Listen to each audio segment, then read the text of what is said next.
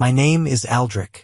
For years, I believed I had a solid marriage, the kind that could weather any storm. My wife, Lillian, and I had been together for over a decade. We built a life together, sharing dreams, laughter, and what I thought was a deep, unbreakable bond. That's why I never expected everything to unravel in one single evening. It was a charity gala. One of those upscale events with too much champagne, too much small talk, and a dance floor in the center of the room where couples floated under the glow of chandeliers. I wasn't much of a social butterfly, but Lillian loved these events, and I loved seeing her happy. She looked stunning that night. Her emerald green dress shimmered under the golden lights, her dark hair cascading in waves over her shoulders. She was the kind of woman who could make heads turn without even trying. And yet, for years I believed she was mine alone, that no matter how many men noticed her, she would always come back to me. That illusion shattered the moment I saw her on the dance floor. Started subtly, like a whisper in the back of my mind. A man approached her, a stranger, or at least I thought so at first. He was tall, confident, the kind of guy who carried himself like he belonged in the center of attention. I was standing at the bar, mid-conversation with an old colleague, when I caught the moment their eyes met. There was a spark, something I recognized immediately but refused to accept. A slow song started playing, and before I could react, he took her hand, and she let him. I expected her to glance at me, to acknowledge my presence, to at least offer a silent reassurance that this was nothing. But she didn't. Instead, she moved with him, swaying in his arms, as if I didn't exist. I waited for her to pull away. I waited for her to remember that I was there. But she never did. The way she smiled at him, the way she let his hand rest on her waist. It wasn't the kind of dance you share with just anyone. It was intimate, familiar. My stomach twisted as I realized something gut-wrenching. This wasn't just some stranger. She knew him, and worse, she wanted him. I could have made a scene. I could have walked up, interrupted them, demanded an explanation. But something in me refused to do that. A deeper pain settled in my chest, the kind of pain that told me this had been building for a long time. This wasn't a single moment of betrayal.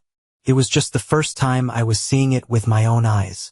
So I turned around, and I walked away. I didn't say goodbye.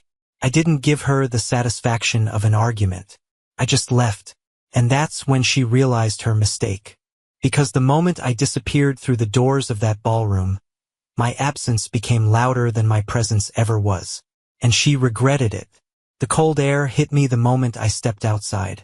It was the kind of night where the sky stretched endlessly above, clear and full of stars, yet I felt like I was suffocating.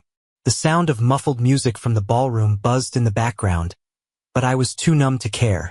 My hands trembled as I loosened my tie, my heartbeat pounding in my ears. I wasn't sure where I was going. I just knew I needed to leave.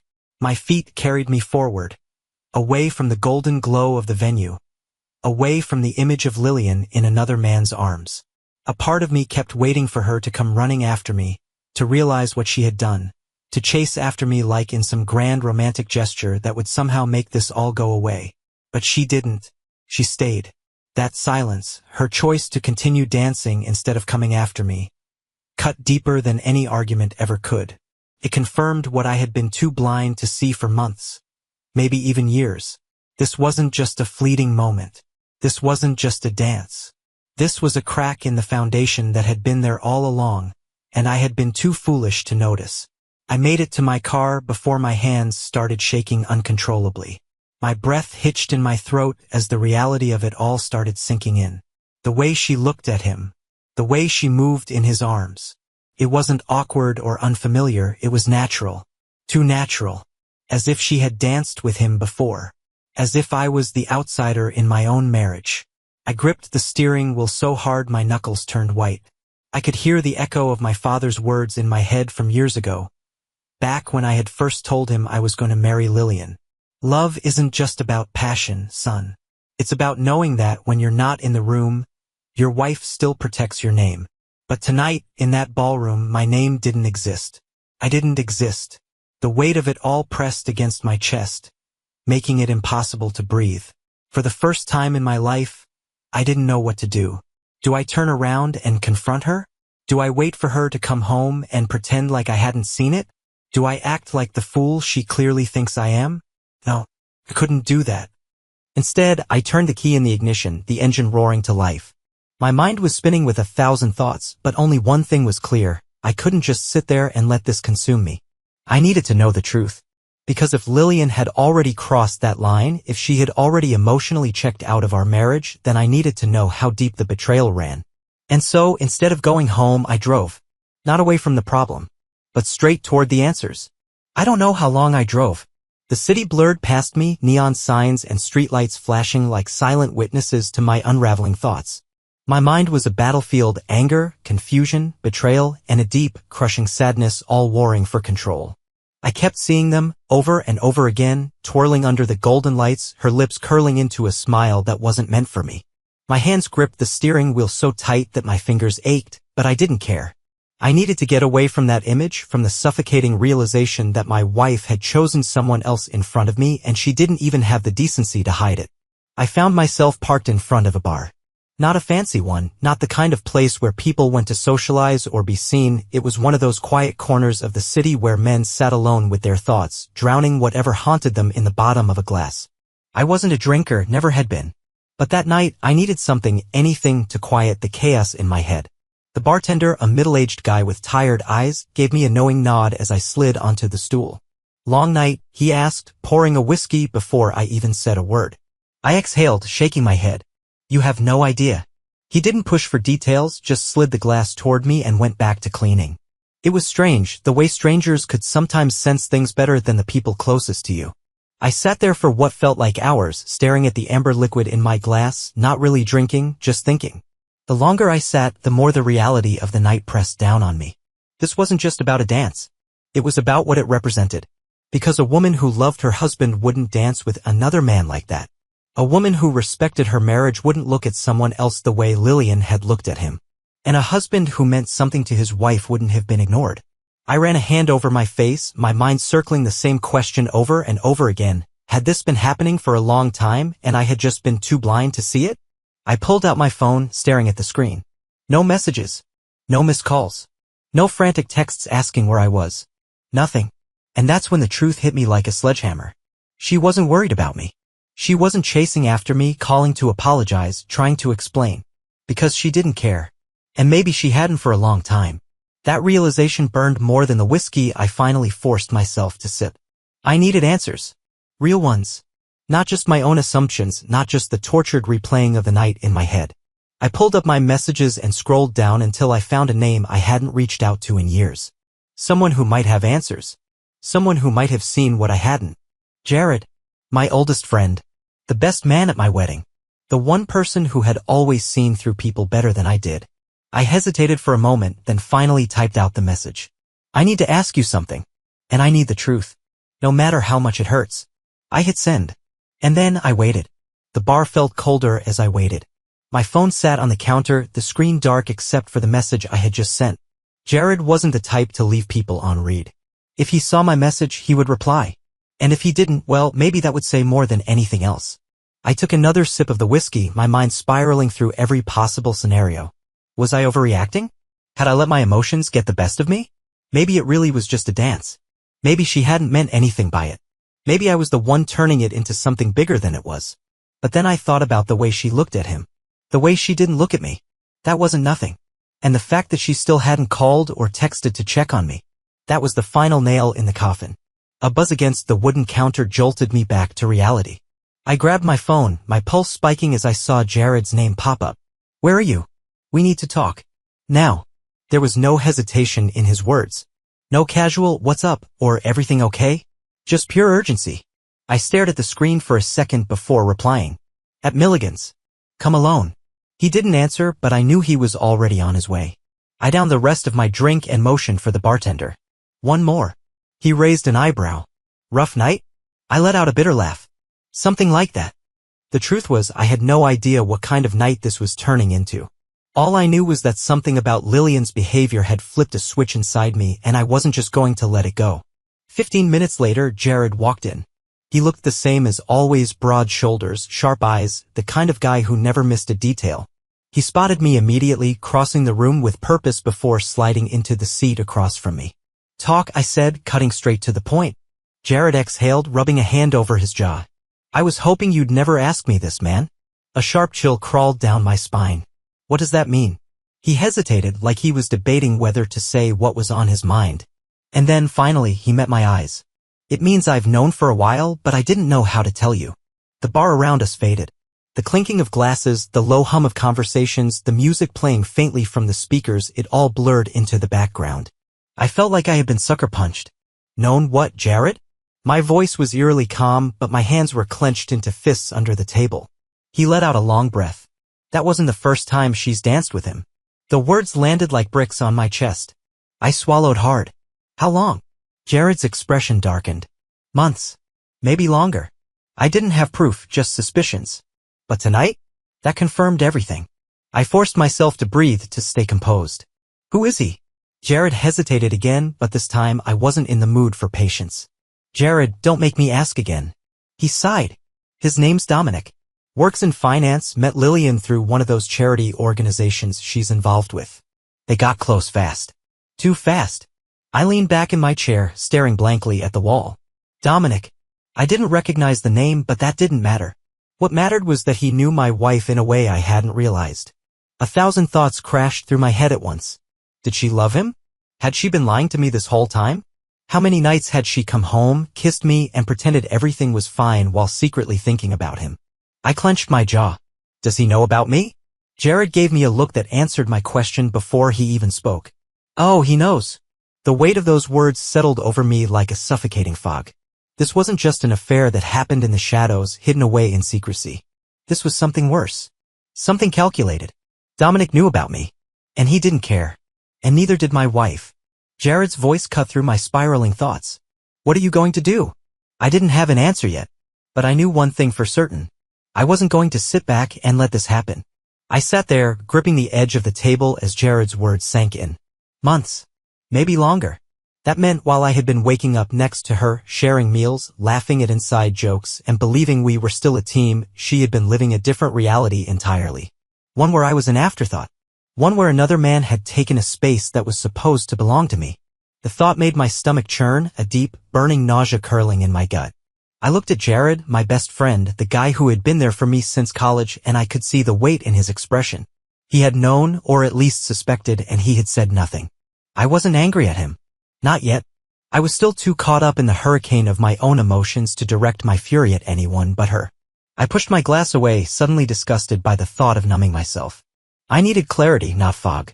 "Tell me everything," I said, my voice steady but low. Jared ran a hand through his hair, hesitating. "Look, man, I wasn't sure at first. But then I started seeing things. Lillian started canceling plans, saying she was too tired to go out, but then I'd see pictures of her at events with that guy. I didn't know if you knew about him, if maybe it was innocent, but it didn't look innocent." I clenched my jaw. "And you never thought to tell me?" He exhaled heavily. "I didn't want to wreck your marriage if I was wrong. I needed proof, and I didn't have it." I nodded slowly, but the betrayal still stung. Not just hers, his too. I stood up abruptly, grabbing my coat. "I have to go." Jared's hand shot out, grabbing my wrist before I could step away. "Wait. Don't do something stupid." I yanked my arm free, leveling him with a hard stare. "I've already been stupid, Jared. For too damn long." Then I left. The drive home was a blur. My hands gripped the wheel tightly, my knuckles white. The city lights streaked past my windows, but all I could see was her. Lillian. Laughing. Dancing. Letting another man put his hands on her. How long had she been living this double life? And why the hell had I been so blind? By the time I pulled into our driveway, my heartbeat was a thunderous roar in my ears. The house was dark except for a single light in the living room. That meant she was home. She had returned from the gala without ever once calling or texting me. I took a deep breath, forcing myself to steady the chaos inside me. I wasn't going to storm in and start screaming. No, that would be too easy for her. If she was lying to me, if she had been lying this entire time, then I wanted to hear it from her mouth. I unlocked the door and stepped inside. Lillian was on the couch, still in her emerald dress, curled up with a glass of wine. She looked up when she heard me, her face momentarily flashing with surprise. "Aldric, you're home." That was it. No frantic questions about where I had gone. No guilt, no worry. Just those 3 empty words. I shut the door slowly, locking eyes with her. Yeah, I said, my voice calm. I'm home. She tilted her head, studying me. Are you okay? You left so suddenly. I let out a quiet laugh, one that had no humor in it. Suddenly? Lillian, I walked away because you were too busy dancing with another man to notice I even existed. Something flickered across her face, guilt? Annoyance? It was hard to tell. She set down her wine glass, straightening her posture. It was just a dance, Aldric. You're making a big deal out of nothing. There it was. The dismissal. The casual brushing off of everything I had felt, everything I had seen. I stepped closer, watching her carefully. Who is he? She blinked. What? The man you were dancing with. Who is he? Lillian shifted uncomfortably, and that was all the answer I needed. If it was really nothing, she would have laughed it off. If it was innocent, she wouldn't have hesitated. She reached for her wine again, taking a slow sip before answering. Just someone I know from the charity board. Just someone. The same way I was just her husband, apparently. I nodded, letting the silence stretch between us. I could see her getting nervous now, shifting under the weight of my gaze. Good. I wasn't going to let her twist this into me overreacting. I wasn't going to let her make me feel like the crazy one. I talked to Jared tonight, I said finally. Lillian's fingers tightened around her glass, but she tried to keep her expression neutral. Oh. He told me this isn't the first time you've danced with him. Her throat bobbed as she swallowed. I don't know what Jared thinks he knows, but... No, I cut her off. No excuses. No pretty little lies. Just tell me the truth, Lillian. Do you love him? The room went still. She opened her mouth, then closed it again. That moment of hesitation felt like a gunshot to my chest. That was my answer. I let out a slow breath, nodding to myself. All right. Her brows furrowed. All right? That's all you have to say. I met her eyes, and for the first time in a long time, I saw her for who she really was. Not the woman I had married. Not the woman I had built a life with. Just a stranger in my home. No, I said quietly. That's not all I have to say. And then, without another word, I turned and walked away. I walked down the hallway, my own footsteps sounding foreign in the house I had called home for years. The walls felt smaller, the air heavier, like the very foundation of this place knew what was happening before I did. My mind wasn't racing anymore, it had settled into something eerily calm, a numbness that sat in my chest like a cold stone. Behind me, Lillian didn't move. I could feel her eyes on my back, waiting, expecting me to turn around, to demand an explanation, to fight for her like some desperate fool who didn't know when he'd already lost. But I didn't turn. Because this wasn't about fighting anymore. This wasn't about proving a point, about yelling or demanding apologies that wouldn't mean a damn thing. This was about accepting what I had been too blind to see for far too long. When I reached her bedroom, I didn't slam the door. I didn't throw anything, didn't punch a wall like some broken-hearted man who couldn't control his rage. No, my anger wasn't loud. It was silent. Heavy. The kind of anger that settled deep in your bones and never left. I opened the closet and pulled out a suitcase. And that's when I heard it, her footsteps approaching, hesitant but deliberate. She stopped in the doorway, her silhouette outlined in the dim glow from the hallway. Aldric, what are you doing? Her voice had changed. It wasn't defensive anymore. It was cautious, unsure. I didn't answer right away. I focused on methodically pulling out clothes, folding them, setting them neatly in the suitcase. It wasn't much, just enough for a few nights. Because I needed space. I needed air. And I sure as hell wasn't going to sleep in the same bed as the woman who had just hesitated when I asked if she loved another man. Aldric, she tried again, stepping closer this time. Can we talk about this? I let out a quiet laugh, shaking my head as I zipped the suitcase shut. Now you want to talk? I finally turned to face her. Where was that when I walked out of that gala? She flinched as if the memory of it finally caught up to her. I didn't know what to say. I studied her for a moment. The way she shifted on her feet, the way her fingers twisted together in front of her. There was regret there, but not the kind I wanted to see. It wasn't regret for hurting me. It was regret for getting caught. You still haven't answered my question, I said, my voice quieter now. Do you love him? She swallowed, her gaze darting to the floor. I don't know. That was it. That was all she had to say. I let out a breath, rubbing a hand over my face. You don't know. I repeated as if saying it again would somehow make it less pathetic. How the hell do you not know, Lillian? Either you do or you don't. She finally looked up at me, her eyes glistening with something I couldn't quite name. I didn't plan for any of this to happen, she whispered. It just did. I laughed again, but this time it wasn't even bitter. It was just empty. Yeah, that makes two of us. I grabbed the handle of my suitcase and brushed past her. She reached out, her fingers grazing my arm. Please, she murmured. Just stay. Let's figure this out. I stopped, just for a second. Just long enough to let her words sink in. And then I turned my head slightly. I think you already did. And with that I walked out. The night air hit me the moment I stepped outside, crisp and cold against my skin. I stood on the porch for a moment, letting the weight of it all settle. My car was parked in the driveway, waiting, but for the first time in a long time I had no idea where I was supposed to go. I could go to a hotel, sure. I could go back to that bar, sit in the dark with a glass of whiskey and let my thoughts spiral until the sun came up. Or I could drive.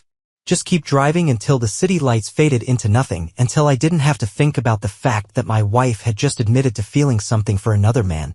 But no matter where I went, the truth would still be the same. Lillian had already left me a long time ago. I was just now catching up. My phone buzzed in my pocket, jolting me back. I pulled it out and stared at the screen. Jared. I hesitated, then answered. Yeah? His voice was quiet but firm. Where are you? I exhaled. Leaving. A pause. Then, you coming here? I frowned. Where's here? Jared sighed. I'm at a diner. Figured you'd need some food. And someone to talk to. I glanced back at the house, the warm light still spilling from the windows, the silhouette of Lillian standing just inside. For a split second, I wondered if she'd come after me. If she'd run out, grab my hand, beg me to stay. But she didn't. I turned back toward my car. Yeah, I said, pulling open the door. Text me the address. And then I drove. Not toward the past, but toward whatever the hell came next. The city lights blurred past me as I drove, my mind a storm of thoughts I couldn't quite silence. My fingers gripped the steering wheel tighter than necessary, the tension in my body refusing to ease even as I forced myself to focus on the road. Jared's message had already come through, some old diner on the outskirts of town, the kind of place that stayed open all night and served coffee strong enough to keep ghosts away. I needed that, because Lillian's ghost was haunting me already. Not the woman herself, she was very much alive, probably still standing in our house, staring at the empty doorway where I had walked out. No, it wasn't her physical presence that clung to me like an unwanted weight. It was the memories, the years we had spent building something I thought was unbreakable. It was the realization that all of it, the laughter, the late-night talks, the small, stupid moments of affection, had meant nothing in the end. I had been fighting for something she had already abandoned. That was the real betrayal. Not just the dance, not just the man she had let put his hands on her. It was the fact that she hadn't even tried to stop me when I left. The diner's neon sign flickered as I pulled into the lot, its bright glow casting long shadows across the cracked pavement. I spotted Jared through the window, already seated in a booth, a cup of coffee in front of him. He looked up when I stepped inside, giving me a nod before gesturing to the seat across from him. I slid into the booth without a word. The smell of coffee and grease filled the air, familiar and grounding in a way I hadn't expected. The waitress, a woman in her 50s with tired eyes, appeared at my side almost instantly, setting down a menu I didn't bother looking at. Coffee, I muttered. Black. She nodded and walked away. Jared studied me for a moment before leaning forward. You look like hell. I let out a dry laugh. Feel like it too. He didn't push, didn't ask if I was okay. He knew better than that. Instead, he took a sip of his coffee, watching me over the rim of his cup. So, what now? I stared at the table, tracing an invisible pattern across the worn surface. That's the million-dollar question, isn't it? Jared sighed, setting his cup down with a quiet clink. I don't know what you want me to say, man. You walked out, but she didn't run after you. That tells you everything you need to know. I nodded, swallowing against the lump in my throat. Yeah, it does. Silence stretched between us, heavy and suffocating. The waitress returned with my coffee, setting it down without a word before disappearing again. I wrapped my hands around the cup, letting the warmth seep into my fingers. You think she's going to call? I asked, my voice quieter now. Jared exhaled, rubbing a hand over his face. I don't know, Aldric. But if she does, are you gonna pick up? I didn't answer right away, because I wasn't sure I wanted to hear whatever excuse she would come up with. Was she regretting it? Did she even care? Or was she relieved that I had made the decision for her? I took a slow sip of coffee, my thoughts still tangled in the mess of what had been my marriage. I guess we'll find out. And in that moment, I wasn't sure if I even wanted to. I don't know how long I sat there, staring into my coffee as if the swirling liquid held the answers to everything. The diner hummed with quiet conversations, the occasional clatter of plates breaking the silence between Jared and me. It was strange, just a few hours ago, my world had felt like it was collapsing in on itself, but now, in this simple, quiet moment, I felt something I hadn't in a long time. Relief. For years, I had been trying to hold on to something that had already slipped through my fingers. I had convinced myself that love meant endurance, that marriage meant weathering the storms no matter how strong. But what I hadn't realized was that Lillian had stopped standing in that storm with me a long time ago. I had been fighting alone. And now I wasn't fighting anymore. My phone vibrated on the table. Jared and I both glanced at it at the same time. The name flashing across the screen made my stomach clench. Lillian. Jared exhaled sharply. Well, there it is. I stared at the phone, letting it buzz against the table. My fingers twitched, but I didn't reach for it. I didn't need to hear whatever excuses she had prepared, whatever damage control she was about to attempt. Because for the first time since this all started, I knew the truth. She wasn't calling because she wanted to fix things. She was calling because she had lost control of the situation. And I wasn't going to give her the satisfaction of thinking I was still waiting for her. I silenced the call, shoving the phone back into my pocket. Jared raised an eyebrow. Not gonna answer? I shook my head. No. I don't need to hear it. A small smile tugged at the corner of his lips. Good. For the first time that night, I let out a breath that didn't feel like it was carrying the weight of the world. I picked up my coffee and took a slow sip, savoring the warmth. The air felt lighter, the weight on my chest lifting inch by inch. Lillian had made her choice. And now I was making mine. I wasn't going to let this break me. I wasn't going to let her betrayal define my future. Tomorrow, I would start figuring out what came next, whether that meant getting a lawyer, moving out, or rebuilding my life from scratch. But tonight I was just going to sit in this diner, drink my coffee, and enjoy the simple fact that I was free. And for the first time in years, I truly felt free.